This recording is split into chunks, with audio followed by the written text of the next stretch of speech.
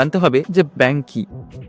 Bank হলো এমন একটা সিকিউর জায়গা যেখানে সাধারণ মানুষ থেকে শুরু করি, ব্যবসাদার থেকে শুরু করে সব রকমের মানুষদের আর্নিং করা টাকাকে সুরক্ষিতভাবে ব্যাংক জমা রাখে, এবং ওই জমানো টাকাকে কি করে ব্যাংক অন্য মানুষদেরকে লোন হিসাবে দেয়। কিসের লোন? সে লোনটা কোনো বাড়ি তৈরি করার জন্য হতে পারে, কোনো গাড়ি তৈরি করার জন্য হতে পারে, কোনো পার্সোনাল লোন হতে পারে, কিংবা কোনো বিজনেস লোন হতে পারে।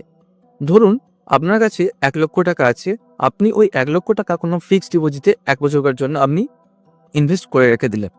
এখন আমাদের ইন্ডিয়াতে প্রত্যেক ব্যাংকের একটা অ্যাভারেজ যদি আমি সুদের হার যদি বের করি, তাহলে থাকে সেটা 5%।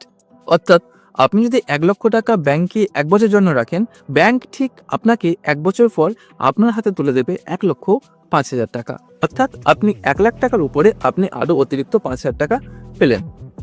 এখন আপনি যখনই ওই 1,00,000 টাকা